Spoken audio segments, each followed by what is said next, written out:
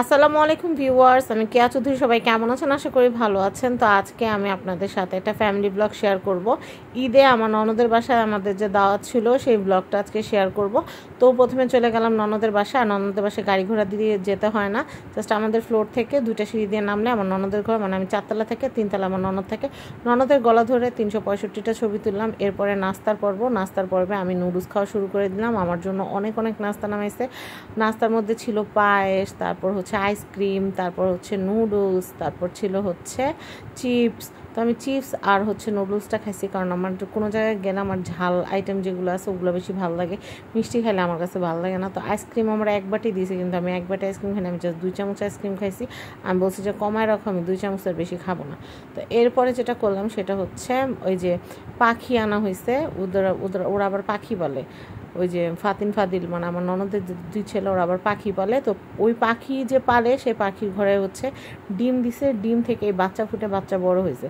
তো আমার দেখাইতেছিল, মামি দেখো কি সুন্দর পাখি বাচ্চাটা বড় হয়েছে, দেখো মামি কিছুদিনের মধ্যে এটা উঠতে পারবে। তো আমার দেখা খুব ভালো লাগছে। আমিও গত বছর 2টা পাখি এনেছিলাম, একটা পাড়ায় মায়েরা ফেলাইছে। একটা পাড়ায় মাইরা ওই যে হাড়ির ভিতরে ঢুকছে, ভয় একটা মরে গেছে দেখে আরেকটা ভয় আর পাতিলেতে বেরোয় না। তো যাই হোক, অগো পাখিগুলো অনেক সভ্য আর আমগো পাখিগুলো হলো অসভ্য, একটারে পাড়ায় মেরে ফেলাইছে।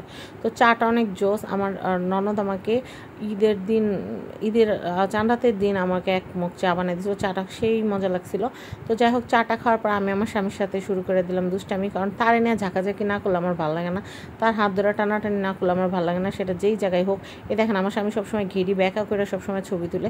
তো আমি বললাম যে ঘেরি ব্যাকা করলা কেন? তারে বিরক্ত করতে আমার যেই ভাল লাগে, যেই কোনো জায়গায় গেলে তার সাথে আমি এরকম করা শুরু করে দিই। বাসায় তো সারাদিন এরকম করি, কোনো জায়গায় গেলে তাও এরকম করি। তারপর আমি কোনো জায়গায় গেলে কিছু দেখলে বলে আমার এটা কিনা দাও, এটা কিনা দাও, জাহাজ দেখলে কই জাহাজ কিনা দাও, রকেট দেখলে কই রকেট কিনা দাও। এ লোকে কয় ঠিক আছে কিনা দিমুনে। এই কিনা দিমুনে না করলে যে আর আমি কী করতাম আল্লাহ তালা ভালো জানা। তো যাই হোক, এই দেখেন আমার ননদের বাসায় অনেক সুন্দর বৃক্ষ। এই বৃক্ষ হচ্ছে অক্সিজেন দেয়, তাছাড়া মানি প্ল্যান্ট থাকলে নাকি ঘরে টাকা আসে।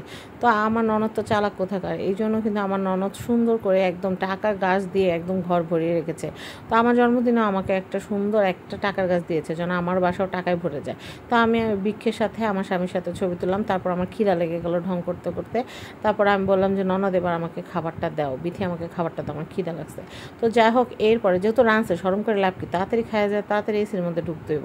তো আমি যেটা করলাম পোলাও, তারপর হচ্ছে খুব মজার একটা চিকেন বল দিয়ে একটা রেসিপি করছে, ওটা অনেক মজার, ডিম দিয়ে একটু খাইছি, ওটা অনেক বেশি টেস্টি হয়েছে। আমিও বাসায় একদিন করবো ইনশাআল্লাহ, রেসিপিটা আপনাদেরকে দিব। রোস্টটা অনেক মজা হয়েছে, গরু গোস্তটা অনেক মজা হয়েছে, সবগুলো আইটেম মজা হয়েছে। আর আমার দাওয়াত পেলে বেশি ভালো লাগে কেন জানেন? ওই দিন তো আমার কোনো রান্না বান্না করা লাগে না, ওই দিন তো আমি বিন্দাস খাই দেয় যা ধাম করে শুয়ে পড়ি। তো এই জিনিসটা আমার কাছে অনেক ভালো লাগে। এসি ছাড়া ঘুমালে তো অনেক আরাম, যেই পচা গরম পড়ছে একটু শান্তি লাগে না এসি না চালালে। তো যাই হোক, আপনারা বললেন না আমি আবার ফুটানি করতেছি। খাবারগুলো প্রত্যেকটা অনেক মজা ছিল, আমার ননদ অনেক মজা করে রান্না করছে। তো যাই হোক, ননদিনীকে অনেক ধন্যবাদ। আর মাঝে মধ্যে এরকম দাওয়াত করে খাওয়াবো, আমরা মন থেকে অনেক দোয়া করব। আমিও মাঝে মাঝে রান্না করব, তুমি আমাদের বাসায় বেড়াইতে আসবে, আমরা তোমাদের বাসায় বেড়াইতে যাব, তাহলে তোমাদের পোলাপানারও মজা লাগবে, আমাদের পোলাপানারও মজা লাগবে। তো যাই হোক, আমার কাছে দাওয়াত খেতে যেতে অনেক বেশি ভালো লাগে। তো সবাই ভালো থাকবেন, আজকের মতো বিদায় নিচ্ছি, সবাইকে অনেক শুভেচ্ছা।